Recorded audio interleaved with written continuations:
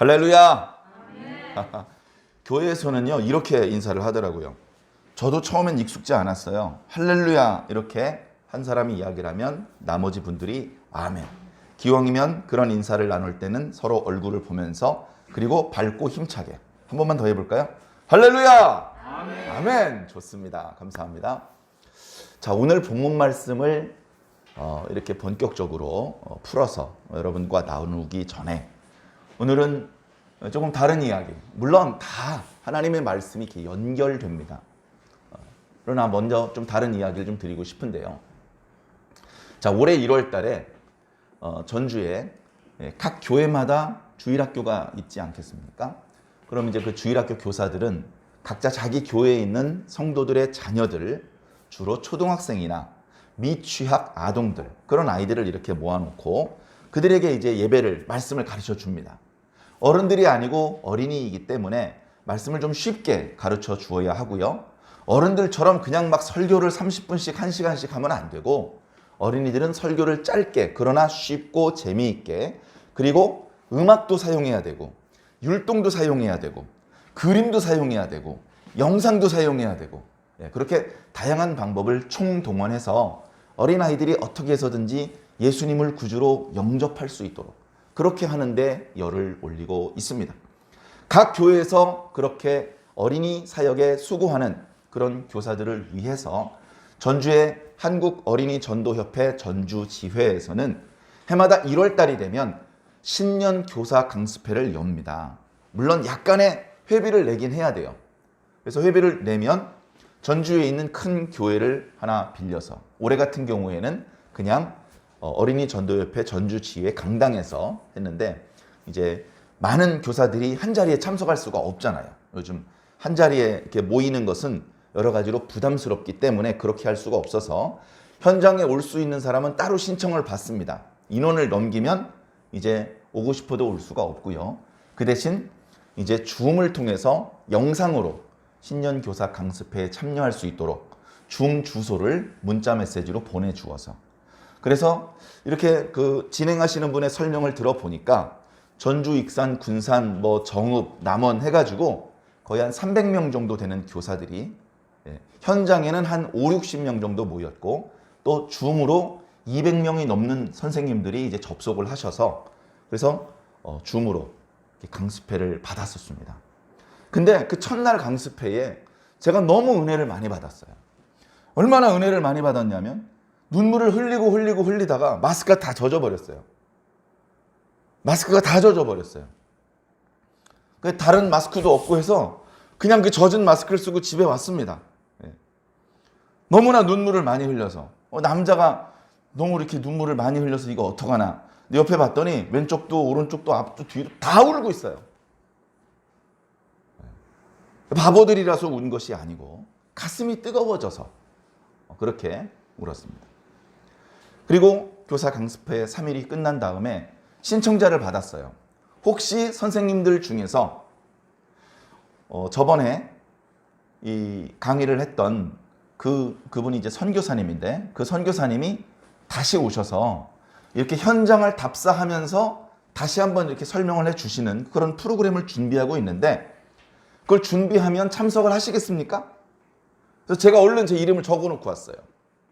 참석하겠습니다. 그래서 날짜가 잡혔어요.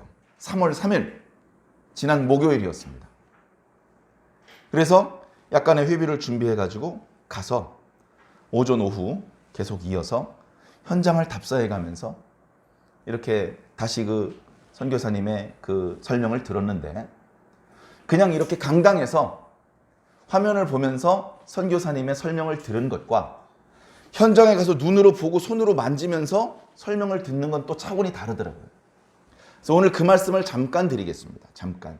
이 이야기만 할 수는 없는데 이 이야기를 조금 드려야 될 것 같습니다. 자, 우리나라에 기독교가 들어왔잖아요. 그래서 우리가 다 기독교인이잖아요. 예수님 믿는 기독교인. 그죠? 영조, 정조 시대 때에 이미 천주교에서는 선교사가 들어왔다고 해요. 우린 그건 잘 모르겠고 우리 기독교가 언제 들어왔느냐? 대략 1980 1985년도부터 우리나라에 기독교가 들어오기 시작했다. 그렇게 우리는 이렇게 역사적으로 정리를 해 놓았습니다. 그래서 최초로 우리나라에 기독교를 선교하기 위해서 들어오신 선교사가 두 분이 계신데, 한 분은 미국 북장로에서 파송된 언더우드 선교사였고, 하나는 감리교회에서 파송된 아펜젤러 선교사였습니다.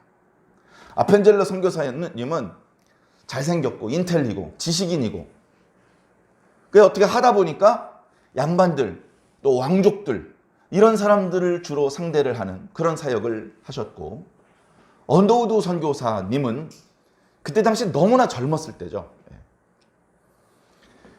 이 언더우드 선교사님의 이야기가 너무 할 얘기가 많은데, 그 언더우드 선교사님이 주일학생 때 교회에서 이렇게 주일학교 예배를 드리는데 헌금 시간이 되는데 헌금을 혼자 안 하고 있는 거예요. 헌금 시간에 헌금을 안 하고 눈 감고 그냥 기도만 하고 있는 거예요. 선생님이 왜 넌 헌금 시간에 헌금을 안 하니? 그래서 우리 집이 가난하기 때문에 헌금은 못 드리고, 제가 조금 전에 기도하기를 내 몸뚱어리 그리고 내 인생 전부를 바치기로 했어요. 그렇게 선생님한테 얘기를 했답니다. 그래, 잘했다. 그런데 그걸 다른 친구들은 이해를 못할 수도 있으니까 선생님이 돈을 줄게, 이걸로 헌금을 해. 그러니까 예를 들면 한 10,000원 주고 뭐 1,000원씩 헌금을 하라는 거예요. 다 내면 또 내가 돈 줄 테니 그걸로 헌금을 해, 괜찮으니까. 그렇게 했는데 선생님이 준 돈으로 헌금을 몇 주 하더니 아직 그 돈이 많이 남아있을 텐데 헌금을 안 하고 또 헌금 시간에 혼자 기도하고 있는 거예요. 그래가지고 따로 불러서 또 물어봤죠. 그래가지고 왜 이렇게 헌금을 한 주 한 주 나눠서 하라고 했는데 오늘 보니까 또 기도만 하고 있더라. 왜 그랬냐? 선생님, 이거 해봤자 제 돈이 아니고 선생님 헌금인 거 하나님 다 아세요. 지난주에 몽땅 넣어버렸어요. 그리고서는 아주 젊었을 때부터 자기의 평생을 하나님께 바치기로 결심을 했어요. 언더우드 선교사는 기도하면서 선교사가 될 훈련을 받으면서 준비하고 있었는데, 언더우드 선교사는 인도 선교사로 가려고 마음속으로 이제 결정을 내렸어요. 인도에 대해서 공부하고 있고, 인도 어느 지역으로 갈지 북장로교회 그 선교위원회들하고 다 이제 얘기를 했어요. 그러고 있는데 어느 순간 조선에 선교사가 필요하다는 얘기를 들은 거예요. 그때만 해도 조선에 선교사가 한 명도 파송이 안 되어 있을 때예요. 그 이야기를 듣고 갑자기 기도할 때마다 조선이 생각나는 거예요. 조선이. 그래가지고 이게 웬일인가 해가지고 사정을 알아보는데 안 되겠어요. 주님께서 자신이 조선에 가기를 원하시는 것 같아. 근데 그때 언더우드 선교사가 결혼하려고 예정된 자매가 있었어요. 그래서 같이 훈련을 받고 같이 인도에 가서 거기서 결혼하고 거기서 선교 사역을 하려고 했었어요. 그때 당시에는 어쨌든 인도는 영국 사람들이 와서 많이 개발을 해놨고 그렇게 완전히 깡촌이 아닌 거지. 그래서 일을 하기가 좀 수월할 것 같다. 이런 생각을 가지고 있었던 거죠. 그러다가 신랑 예정자인 언더우드가 자기야, 나 조선에 가기로 했어. 그러니까 이 여자가 걱정스러운 표정으로 두 가지를 물어봤습니다. 그 나라는 안전해? 몰라. 그 나라 사람들 뭐 먹는지 알아? 몰라. 근데 내가 아는 게 있어. 거기 예수 모르고 죽어가는 사람이 2천만 명이래. 결국 그 자매하고는 결혼하지 못하고 선교부에 계속 인도가 아니고 조선으로 보내달라고 사정사정해서 야단 맞고 기다리고, 그래서 1985년도에 제물포에 들어왔습니다. 그리고서 전도를 했는데 쉬울 수가 없잖아요. 너무나 어렵고 선교사가 더 필요한 거예요. 선교사가. 우리나라 선교사도 외국에 나가면 마찬가지 상황인데 선교를 할 때 선교사가 세우는 게 세 가지가 있습니다. 이게 거의 뭐 삼위일체래요. 항상 선교지에 갈 땐 선교사가 세 개를 세워야 돼. 교회를 세워야 되고요. 학교를 세워야 되고요. 병원을 세워야 됩니다. 선교사가 많이 필요한 거예요. 전문적으로 신학을 공부해서 여기 신학교를 설립할 수 있는 정도 수준의 선교사도 필요하고, 진료를 보면서 의료 선교를 할 수 있는 의사도 필요하고, 학교를 세워서 학위를 줄 수 있는 수준의 그런 선교사도 필요한 거예요. 그런데 이 조선이라는 곳에 복음을 전하기 시작했던 사실조차 미국에 잘 알려져 있지 않은 거예요. 언더우드 선교사가 틈틈이 북장로교회 그 선교부에 계속 선교 보고를 하면서 편지했습니다. 선교사 더 보내주셔야 됩니다. 어떻게 됐을 것 같아요? 아무도 조선은 가고 싶어 하지 않아요. 조선에서 선교사를 보내달라고 합니다. 감동되시는 분은 자원하십시오. 아무도 자원을 안 해요. 다 중국에 가고 다 인도로 가기를 원합니다. 그래가지고 언더우드 선교사님이 할 수 없이 본국으로 돌아왔어요. 본국으로 돌아와서 선교 대회가 있죠.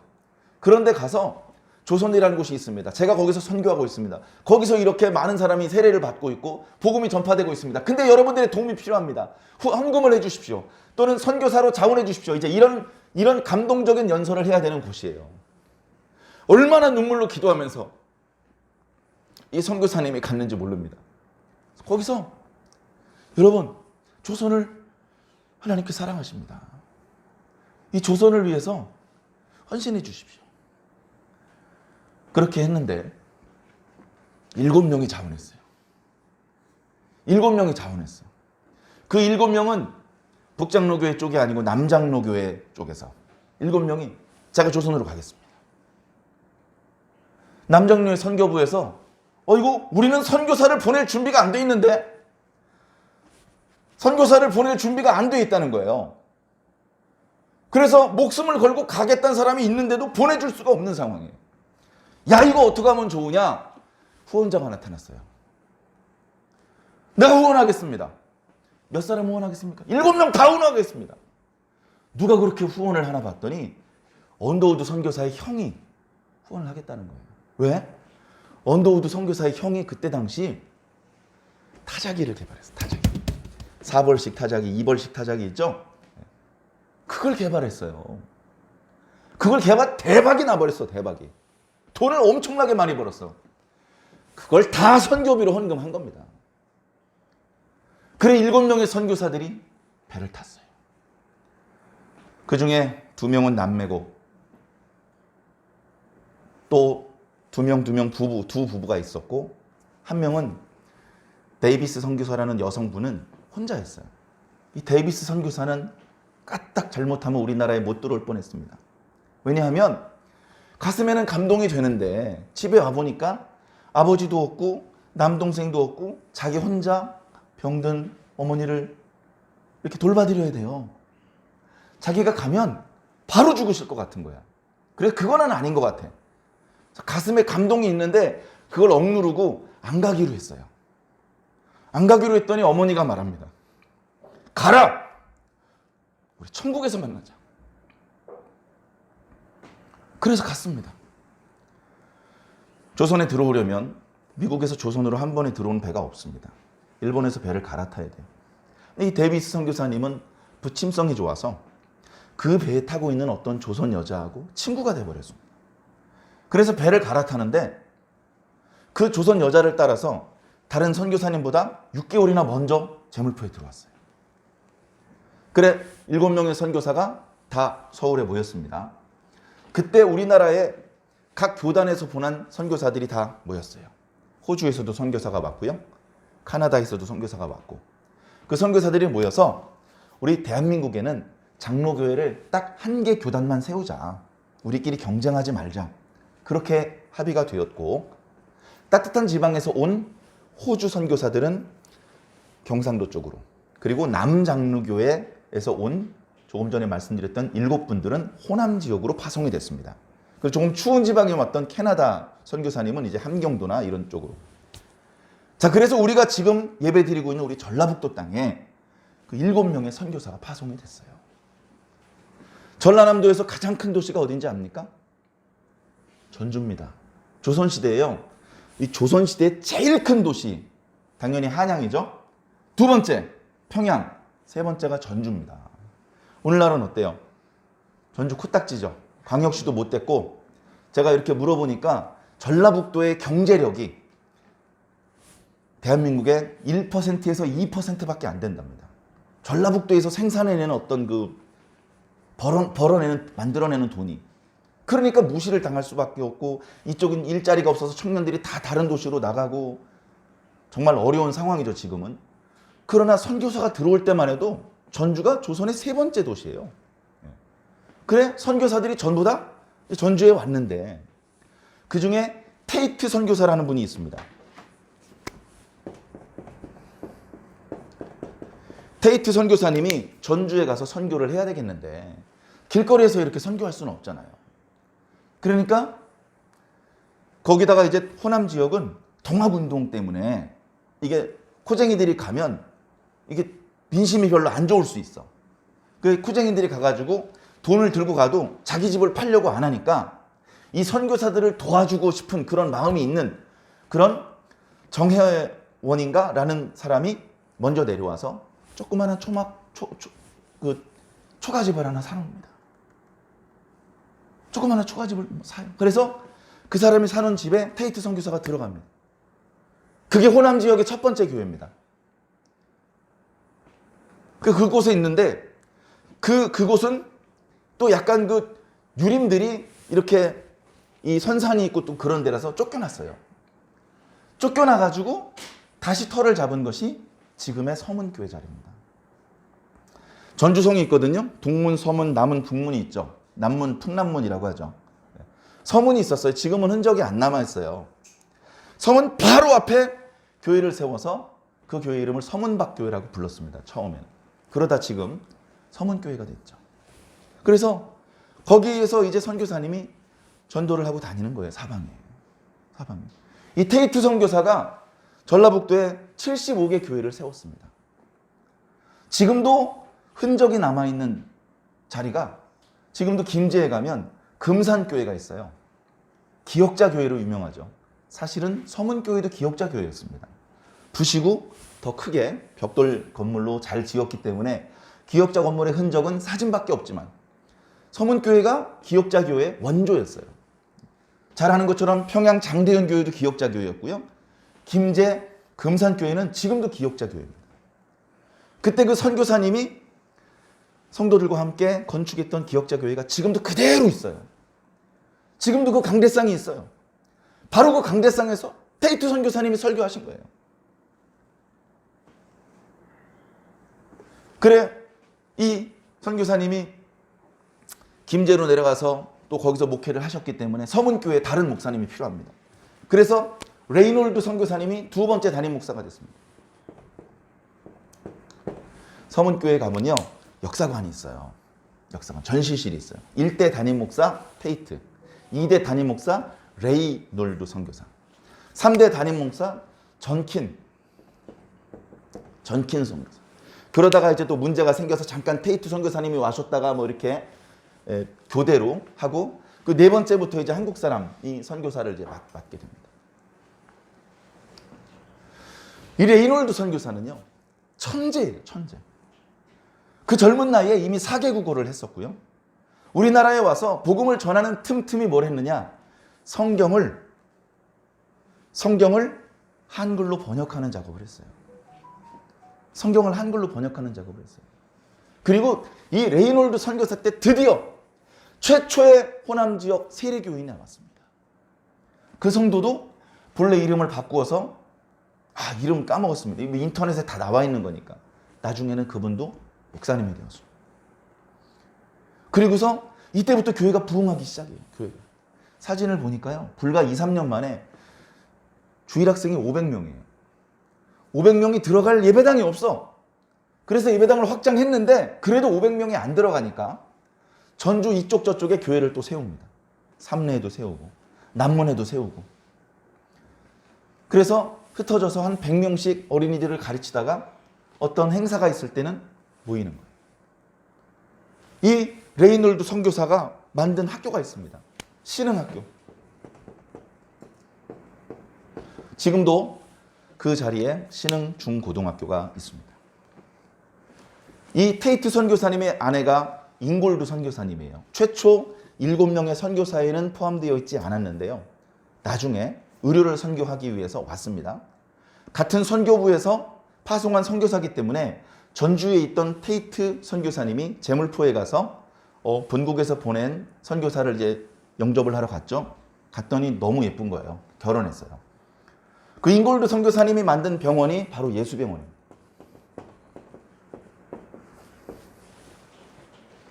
그 예수병원 자리에는 지금 엠마오 사랑병원이 있고 예수병원은 더 넓은 쪽으로 확장했습니다.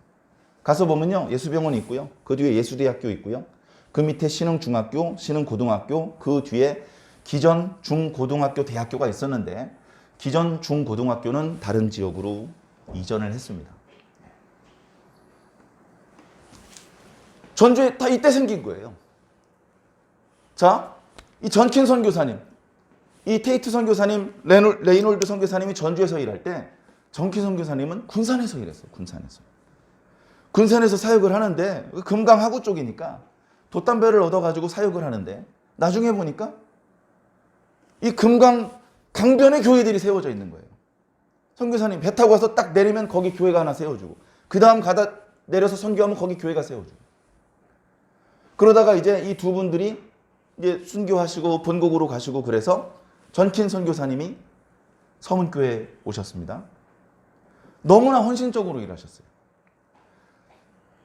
지금도 예수병원 맞은편 언덕에 보면 전킨 선교사님과 그의 아내도 그 7명의 선교사님 중에 한 분이죠. 그리고 그의 아들 3명의 무덤이 있습니다. 첫째 아들은 태어난 지 18개월 만에 죽었어요. 둘째 아들은 2달 만에 죽었어요. 셋째 아들은 2주 만에 죽었어요. 이름을 다 지어놓고 매장을 할 때 워낙 시신이 작았기 때문에 매장지에 가보면 요만한 너무나 작은 공간만 차지하고 있습니다. 그런데도 불구하고 사역을 포기하지 않았어요. 건강이 원래 안 좋았는데도 불구하고 너무나 자신을 혹사시켜가면서 그렇게 일을 했습니다. 그래 그해 성탄절 행사를 너무나 힘들게 준비하다가 그만 쓰러지셨고 성탄절 지나고 열흘 후에 돌아가셨어요. 너무나 많은 성도들이 울었습니다. 울었고 그때 당시 전킨 선교사님의 아내는 뱃속에 아이가 있었어요. 그 상태로 귀국을 해서 아이를 낳고 조금 있다가 다시 돌아왔습니다. 돌아와서 남편이 이렇게 조선 땅, 전주 땅에서 헌신한 것을 기념하기 위해서 서문교회에 종을 기증을 합니다. 서문교회에 종탑이 있어요. 물론 그 종 30년 정도 지나고 일본 사람들이 수탈해 갑니다. 총알 만들어야 되니까. 지금 그보다 좀 작은 종을 매달아 놓긴 했는데 종탑이 있어요. 왜 종탑을 만들어 줬느냐? 주일날 예배를 드리는데 선교사님들은 시계가 있어요. 성도들은요? 없어요. 그러니까 교회에 와서 2시간, 3시간 기다렸다 예배 드리고 가는 사람도 있고 예배 끝나고 3시간이 지났는데 예배 언제 드려요? 하고 오는 성도가 있더라는 겁니다. 그러니까 어떡합니까? 종을 걸어서 종을 칩니다. 2시간 전에 종치고 1시간 전에 종치고 5분 전에 종치고 그랬더니 성도들이 시간에 맞춰서 교회를 오는 거예요. 그렇게 전주 서문교회 종탑이 지금 그렇게 만들어져 있는 겁니다. 그리고 이 전킨 선교사님이 이렇게 헌신적으로 조선 사람을 위해서 순교하신 것을 기념하기 위해서 전킨 선교사를 기념하자. 그래서 기전학교가 만들어집니다. 저는 전주에 살고 있었음에도 불구하고 신흥학교의 신흥이 한문으로 어떻게 되는지도 몰랐고 기전이 왜 저 학교가 미션스쿨이라고 하는데 왜 학교 이름이 기전인지 몰랐습니다. 근데 이런 역사가 있는 거예요. 자, 이 선교사님들이 순교하고 또 조선 사람들을 가리켜서 조선 사람들을 일꾼으로 목사로 이렇게 세우고 그 다음에 이제 나중에 이제 조선 사람이 이렇게 서문교회 담임 목사가 됐는데 그때 우리나라에 어떤 일이 있었냐면 이제 국권을 상실해서 일제강점기가 시작되었어요. 그리고서 전국적으로 만세운동이 있지 않았습니까? 그 만세운동이 일어날 때 우리가 잘 아는 것처럼 민족 대표 지도자 33인이 탑골공원에 모여서 선언도 외치고 뭐 했는데 전라북도 지역에서는 누가 그걸 주도했느냐? 서문교회 담임 목사님이 한 거예요. 네? 서문교회 담임 목사님이. 그래?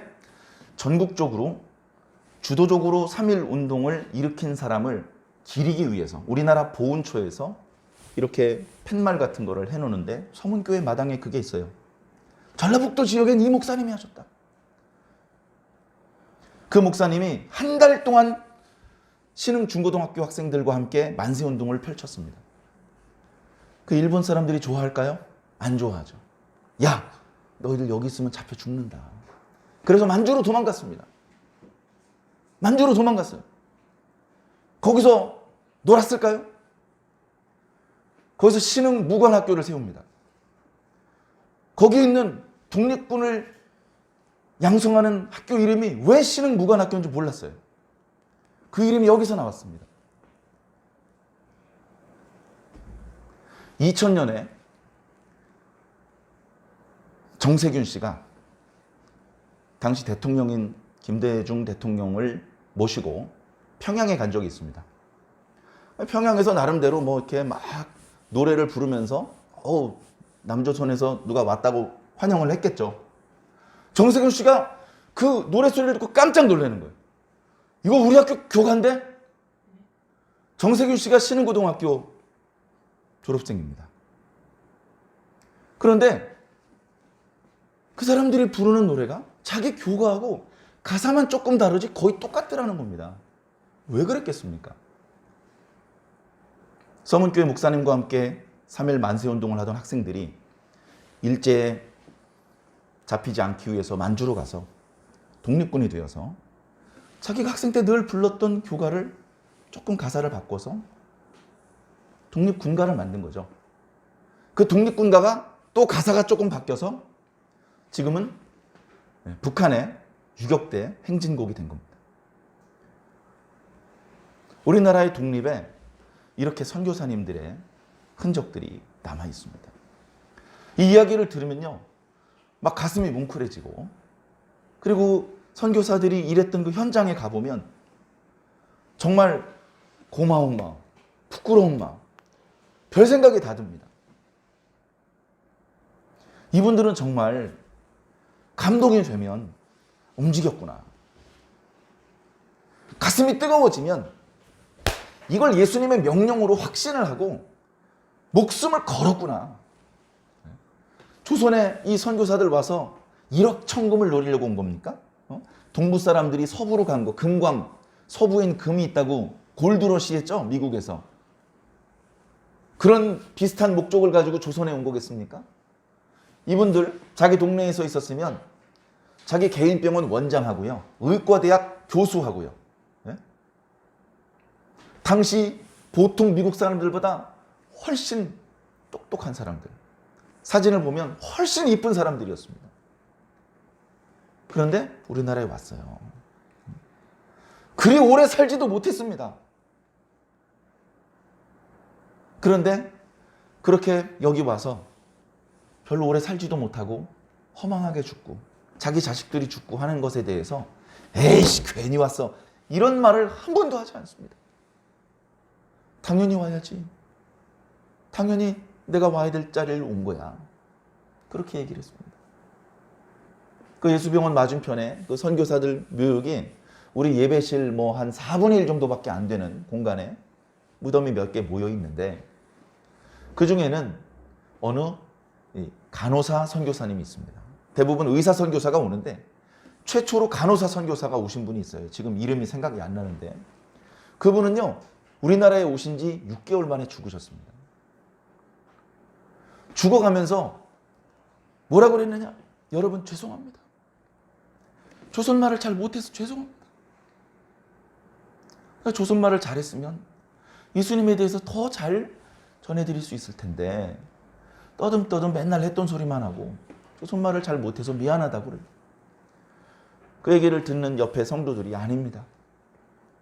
당신의 말은 이미 너무 아름다웠습니다. 그렇게 그 선교사님 눈을 감아드렸다고 합니다. 그런 이야기들을 들으면서 그분들의 그런 헌신과 눈물과 또 땀과 피, 그것과 오늘 우리 교회와 무관한 게 아니에요. 소속 교단이 어딘 게 뭐가 중요합니까?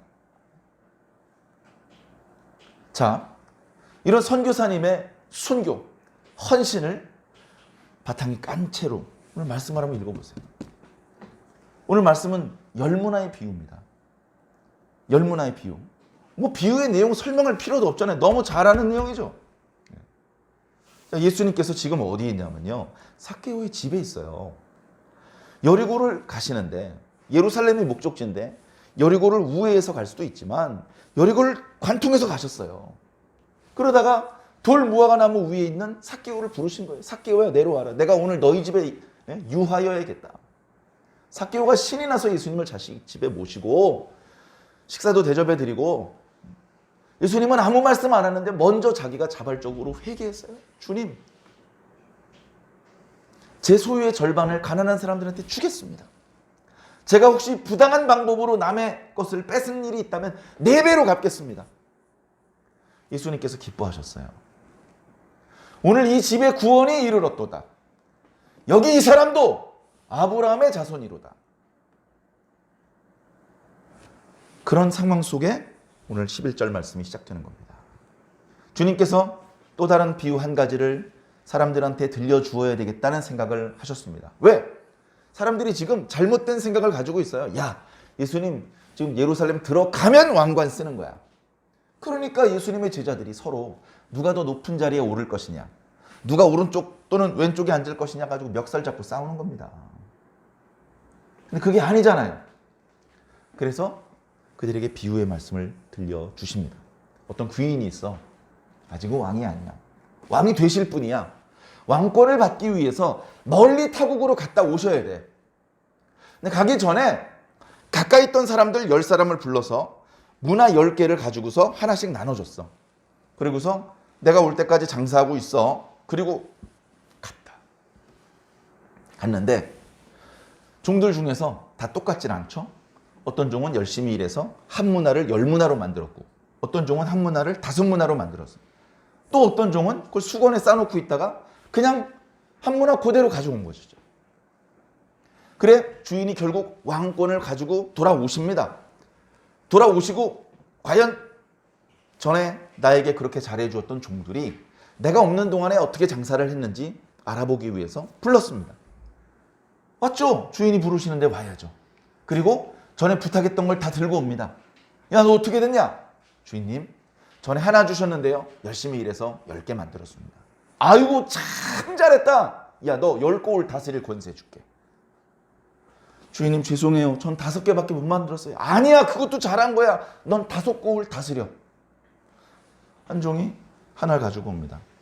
그러면서 뭐라고 얘기를 하는데 그 내용이 주님의 그 탁월하신 능력을 찬양하는 내용인지, 너무 까탈스럽고 엄한 분이라는 불평을 하는 내용인지, 어쨌든 하나 가져왔대요. 주인이 그 종에 대해서 평가가 간단합니다. 이 악한 놈! 그걸 어떻게 됩니까? 가지고 있는 거 뺏어! 저 10문화 가지고 있는 사람한테 줘. 쟤는 이미 10개 있어요. 그래도 줘라. 있는 자는 점점 더 많이 가지게 될 것이고, 없는 자는 그 가지고 있던 것마저 빼앗기게 될 것이다. 그리고서 내가 왕이 되는 것을 원하지 않던 사람들 다 죽여라. 자, 이게요, 그냥 재미있는, 야, 그 참 재밌네요, 이런 이야기가 아닙니다. 예수님의 비유는요, 상징하는 의미가 있어요. 얘들아, 너희들 내가 저 예루살렘 성 안으로 들어가면 곧바로 대관식이 열리는 줄 알지? 나는 너희들 곁을 멀리 떠나야 돼. 언제 돌아올지 몰라. 너희들은 내가 없는 상태에서 너희들이 해야 되는 일을 해야 돼. 근데 난 가서 영영 안 오는 게 아니고 반드시 다시 돌아와. 너희들이 어떻게 일했는지 반드시 점검을 해볼 거야. 너희들에게 행한 대로 갚아줄 거야. 내가 왕이 되는 걸 원하지 않는 사람들은 심판을 받게 될 거야. 이게 이 비유에 상징하는 내용이잖아요. 그렇게 어려운 내용 아니죠? 그러나 이 내용을 아무 마음에 부담감 없이 읽을 수 있는 사람은 없을 겁니다. 지금 우리의 시대는 어떤 시대입니까? 예수님께서 왕권을 가지고 만왕의 왕이라는 타이틀을 가지고 천사들과 천사장의 호령 소리와 나팔 소리와 함께 강림하시기 전이에요. 우리가 일해야 되는 때죠. 일해야 되는 때입니다. 왜? 언제 오시는 거예요? 지금 도대체 오실 때가 지났네. 요때 조심해야 됩니다. 생각해 보세요. 아니 모세가 올 때가 지났잖아. 요러다가 금송아지 만든 거예요. 맞죠? 올 때가 지난 것 같은데 바로 그 다음에 금송아지 만드는 겁니다. 예수님 올 때가 지난 것 같은데 이상한 짓 하기 직전인 거예요. 예수님 올 때가 지났는지 안 지났는지 그걸로 네가 정하니? 너는 그거 정하는 게 아니고 넌 일해야 돼. 너는 일하라고 주님께서 문화를 주셨잖아. 그 서랍 속에 넣어놓고 있지 말고 들고 이리저리 뛰어다니면서 일을 하라고. 일을. 왜 일을 안 해? 왜? 교회가 놀이터입니까? 일터입니까? 놀이터가 되면 곤란하겠죠? 교회에 사람들 와서 놀다 가는 곳. 그쪽 곤란하지 않습니까? 이 테이트 선교사님이 그 놀이터 만들어준 겁니까? 전주에? 여기 둔산에 우리 완주중앙교회 할 일 없는 사람 놀라고 여기 예배당 꾸며놓은 겁니까? 당연히 교회는 예배 드리는 곳인데 예배를 드리고 말씀을 듣고 예수를 구주로 영접한 우리들에게는 일터가 돼야죠. 일터. 기도도 일이고 봉사도 일이고 청소도 일이고 밥 짓는 것도 일이고 다 일이죠. 뭐라도 해야죠. 뭐라도. 시키는 사람이 없어서 안 했는데요. 뭘 해야 될 줄 몰라서 안 했는데요. 이게 왕권을 가지고 오신 주님 앞에 변명거리가 되겠습니까? 그래 시킨 사람이 없으면 안 할 수도 있지 그렇게 봐주실 것 같습니까? 주님을 너무 그렇게 편안하게 만만하게 보지 마십시오. 여러분들 일 잘하고 계십니까? 일하십시오. 우리가 주님을 다 만나게 되거든요. 원하든 원하지 않든. 근데 어떤 차이가 있을까요? 일하다가 만나는 사람과 놀다가 만나는 사람, 그런 차이가 벌어지는 겁니다. 자다가 만나는 사람과 기도하다가 만나는 사람, 그런 차이가 벌어지는 거예요. 나는 이미 공로를 충분히 쌓아놓았으니 자도 돼. 아무리 많이 쌓아두었어도 자다가 주님 만나면 칭찬 못 듣습니다. 아무리 그동안 해놓은 일이 많더라도 놀다가 예수님 마주하면 부끄러울걸요. 그렇게 예수님을 만나서는 안 됩니다. 마지막 순간까지, 내 마지막 호흡이 끊어지는 그 순간까지 일하고 있어야 돼. 일하고. 우리가 이런 선교사님처럼은 일 못해요. 우리가 지구 반대쪽 아프리카도 가고 무슨 아메리카도 가고 복음이 아직 안 들어간 곳으로 우리나라 진짜 선교사 많이 파송하고 있는데요. 여러분들이 그렇게 똑같이는 하기 어렵잖아요. 그렇다 하더라도 지금 내가 여기서 할 수 있는 일, 그건 충분히 하고 있습니까? 최선을 다해서 하고 있습니까? 열심히 하시기 바랍니다. 열심히 하셔야 돼요. 전에 언제 그런 말씀 드린 적이 있습니다. 훈련받은 성도가 너무나 절실한 시대다. 지난주 주일날 말씀드렸던 것 같아요. 훈련받은 성도가 없어요. 기도하라고 해야 기도하고 일하라고 해야 일하는 성도는 아직 충분히 훈련된 성도가 아닙니다. 훈련이 된 성도는 아이고 우리 성도들 기도 좀 하라고 해야 되겠는데 가보면 벌써 기도하는 성도가 있어요. 그 성도가 훈련받은 성도. 헌금하라고 하고 전도하라고 하지 않아도 이미 하고 있는 성도가 진짜 훈련받은 성도입니다. 저와 여러분들이 바로 그런 성도가 되어야 됩니다. 주님께서 멱살 잡고 가기 전에 제가 가겠습니다. 제가 이렇게 손을 들고 제가 가겠습니다. 이런 자세로 예수님을 만나야 된단 말이에요. 안 가려고, 눈 안 마주치려고, 어디 숨으려고 그런 자세로 예수님을 마주하면 어떻게 되겠습니까?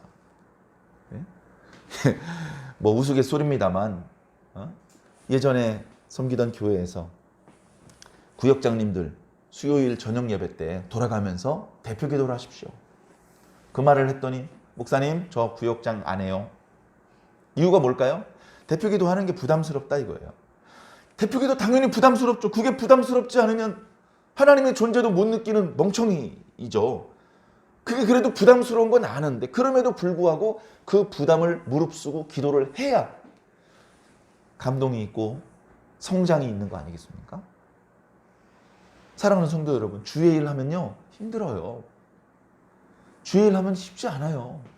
주의 일 할 때마다 칭찬이 돌아오고 뭐 엄청 좋은 게 막 팍팍팍 생기고 상장을 갖다 주고 뭐 그런 거 없어요. 주의 일 하는데 엄청 힘들어요.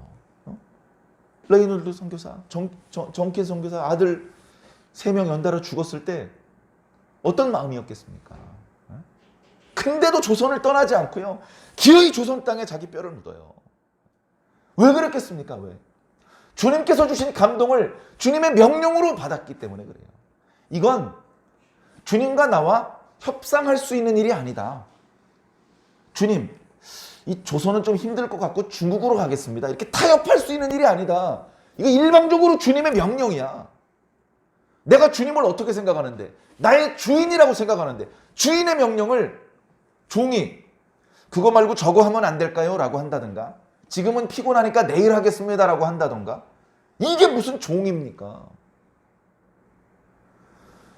우리가 주의 종인데, 지난주 주일날 말씀드렸던 것처럼 우리가 심지어 순교를 하더라도 주님 앞에 어깨에 힘을 줄 수가 없어요. 당연히 해야 된 걸 했을 뿐인 것입니다. 당연히 해야 될 일을 했을 뿐인 거예요. 이런 일을 시켜주셔서 감사한 겁니다. 해냈으니까 잘했죠? 이게 아니고 이런 일에 참여시켜주셔서 고맙습니다. 그런 심정이, 그런 감동이 오늘 21세기 대한민국 교회에 많이 식었습니다. 많이 식었습니다. 제가 이 말씀만 드리고 마칠게요. 서문교회 가니까요, 거기 전시관이 있다고 말씀드렸잖아요. 거기 이제 일대 담임 목사님부터 지금 담임 목사님까지 초상화가 걸려 있고, 또 장로님들도 그동안 서문교회에서 피택 되신 장로님 다 있어요.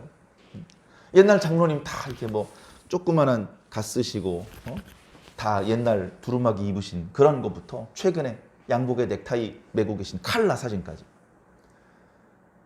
많은 사진들이 있는데, 누가 오면 서문교회 100년사를 설명해 주는 장로님이 계셔요. 그 장로님 한 분 계셔요. 나이가 많고 몸도 예전 같지 않으신데, 그래서 얼마 전부터 젊은 청년 한 명을 가르치고 있답니다. 자기가 이제 어떻게 될지 모르니까 누가 오면 우리 서문교회에 대해서 잘 설명해 줄 수 있도록 공부도 시키고 이렇게 사명감을 주어서 이렇게 하는데, 한번 해보라고 해서 들어보면 마음에 안 든대요. 이 나이 많은 장로님 귀에 그 젊은 청년이 이렇게 설명을 하고 하는 게 마음에 안 드는 거예요. 왜 마음에 안 드냐면 감동이 안 되는 거예요. 감동이. 눈물이 안 나는 거예요. 그 청년이 설명을 하니까. 근데 그 장로님 설명을 들으면 눈물이 나요.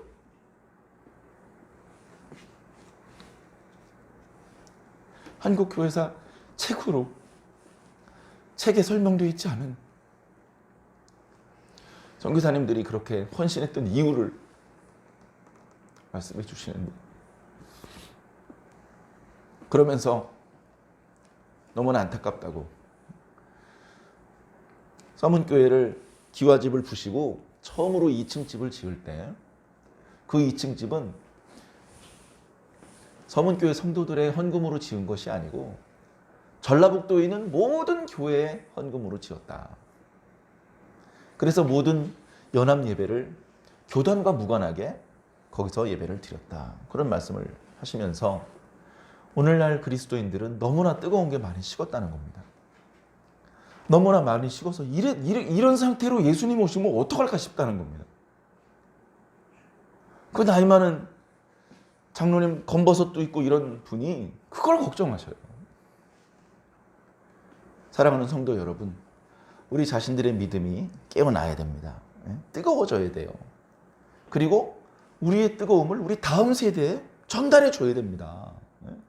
코로나19 때문에 문 닫은 교회도 많지만요, 문은 열었지만 주일학교 문 닫은 교회가 많아요. 우리 교회도 지난주부터, 오늘 이번 주부터 어린이 예배 드리지 않습니다. 주보에 광고도 했고 다 표시를 해놓긴 했는데 마음이 신나지가 않아요. 빨리 다시 열어야 돼, 빨리.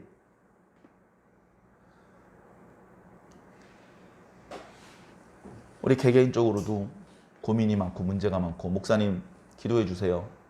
이런 걱정스러운 기도 제목들이 많이 있지만 우리 모두가 마음을 합해서 우리 교회, 우리 한국교회, 우리 교회에 소속된 성도뿐 아니고 우리 사회에 있는 모든 그리스도인들이 깨어나고 그 가슴에 뜨거움이 회복되기를 기도해야 돼요. 생각해 보세요. 이 대한민국에 크리스찬들이 1000만이 넘습니다. 그 1000만이 다 가슴 뜨거운 그리스도인이라고 생각을 해보세요. 저 엉터리 대통령 후보가 나올 수나 있었겠습니까? 말도 안 되는 법이 국회에서 입법이나 되겠습니까? 그런 거 입법 시도했던 국회의원들이 그 다음번 선거 때 출마조차 할 수 없게 되는 거예요. 근데 그리스도인들이 깨어있지를 못하고 정의를 말하지 못하니까 세상이 썩어가는 겁니다. 소금이 맛을 잃으면 버려지는 거예요. 우리 교회가 사회의 빛과 소금이 아니고 아무 쓸모없어서 버려지는 존재가 되어서는 안 됩니다. 우리 개개인이 우리 교회가 예수님께서 다시 오실 때 부끄럽지 않게 주님께서 가지고 오시는 그 구원의 선물을 누리기 위해서라도 깨어 있어야 되고 살아 있어야 되고 그리고 주님 오시기 전이라도 지금 우리가 살고 있는 이 시대, 이 지역, 이 나라를 하나님의 뜻대로 썩지 않게 정화시키고 하나님의 나라가 점점 확장될 수 있도록 우리가 살아있는 동안에 힘을 다해야 되지 않겠습니까? 사랑하는 성도 여러분, 함께 기도해 주시고 함께 주님을 기쁘시게 해드릴 수 있는 좋은 일꾼이 되어주시기를 주님 이름으로 간절히 부탁을 드립니다.